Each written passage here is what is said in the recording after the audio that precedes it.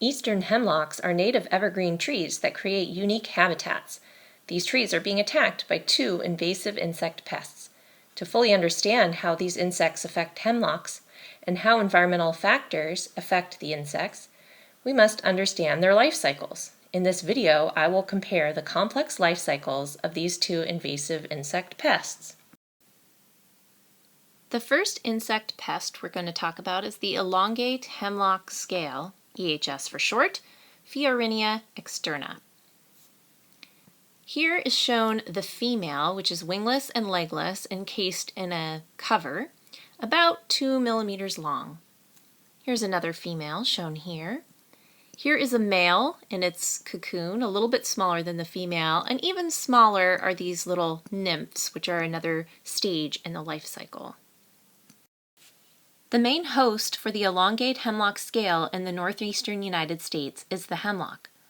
But this species of insect can also live on 42 other conifer hosts. This species reproduces sexually.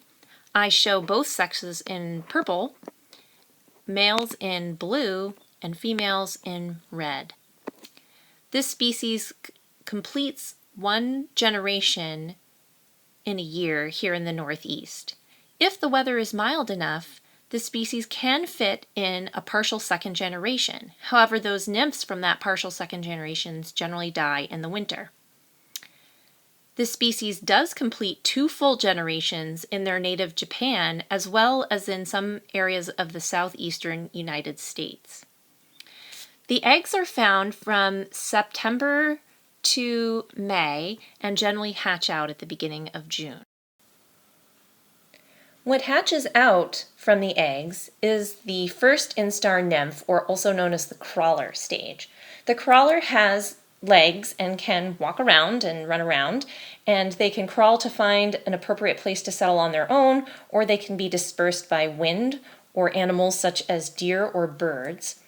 When they settle on the underside of young needles on the lower part of the hemlock crown, they feed by sticking a long stylet into the needle and feed on the mesophyll tissue. Once they are settled, they secrete a cover and they never move again. Both males and females go through the crawler first instar nymph stage, then they go through a second instar nymph stage. The males then go through 2 more stages, the prepupa and pupa stage. Adult males emerge out of a cocoon made by the pupa. Adult males have wings, but are not good flyers. Males do not feed as a prepupa, a pupa, or an adult. They do feed as a first instar or second instar nymph. Once an adult male mates, it dies. Adult females develop directly from the second instar nymph. They do not go through a prepupa or pupa stage. Unlike the males, the females do feed. They lay their eggs inside their cover. The most common overwintering stages are eggs or adult females that are inseminated. Adult females that are inseminated lay their eggs at the end of the winter, and the eggs then hatch at the end of May, early June, and the cycle continues. The other species of invasive pest on hemlocks is the hemlock woolly adelgid, or HWA for short. The species name is Adelgis tsugae. Adults, shown here, range in size from about 0.8 millimeters to 1.5 millimeters long. The nymphs, over here, 0.3 millimeters to 0.5 millimeters long. The eggs are covered in a woolly-looking white waxy coating called an egg mass, which is usually on the order of about 3 millimeters in diameter. The only host for HWA in the northeastern United States is hemlock.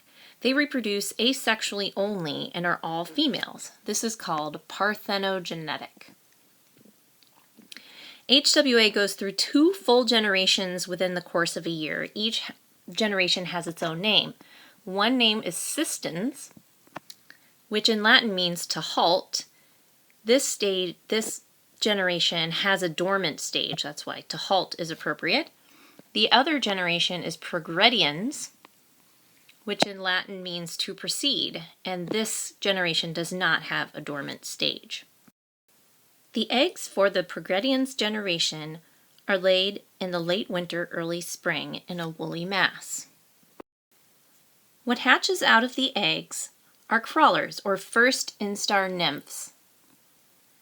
Just like the elongate hemlock scale, these are the dispersal stage. They crawl on their own or are dispersed by wind or animals like birds or deer or humans. In HWA's case, the crawlers settle at the base of the youngest branches they can find. They stick their stylet into the stem at the base of the needles and feed on the xylem ray parenchyma cells. These cells store and transport energy and nutrients for the tree. Once the crawlers are settled, they never move again. After the crawler stage, the progrediens generation goes through 3 more nymph stages, the second, third, and fourth instar nymphs. Then by June, they develop into adult females. The adult progrediens females lay the eggs for the sistens generation in the summertime, June and July. They also lay them in a white woolly egg mass. Out from the sistens eggs hatches sistens crawlers, or first instar nymphs. These nymphs settle at the base of the needles on the youngest branches they can find. The sistens crawlers, once settled, go into a dormant state. Dormant states in insects are called diapause. When diapause is in the summer, it's called estivation. When it's in the winter, it's called hibernation. Since this dormant state, this diapause, is in the summer, it's called estivation. So these estivating first star nymphs are in this dormant diapause state throughout the summer and early fall. Many of these nymphs do not survive the summer. Once the first instar nymphs wake up in about mid-October, they begin feeding and continue developing. The sistens generation then goes through 3 more nymph stages, the second, third, and fourth instar nymphs.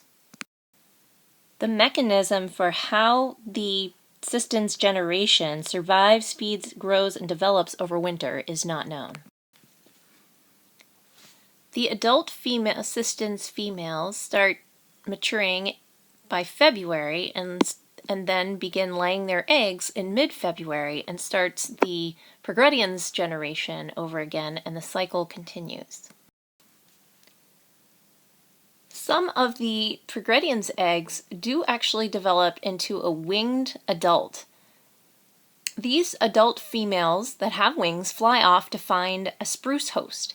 In their native Japan, the suitable spruce host is called tiger-tail spruce. In Japan, on this spruce host, which is actually their primary host, and hemlock is their secondary host, the hemlock woolly adelgid goes through 3 more quick generations, one of which those generations is actually sexually reproducing. So they have separate sexes, males and females. However, here in the northeastern United States, when these winged adults go off to find the spruce, there are no suitable spruces here in the United States, so none of them survive. So they never go through that sexual reproduction. Only these 2 generations of asexual reproduction here in the United States.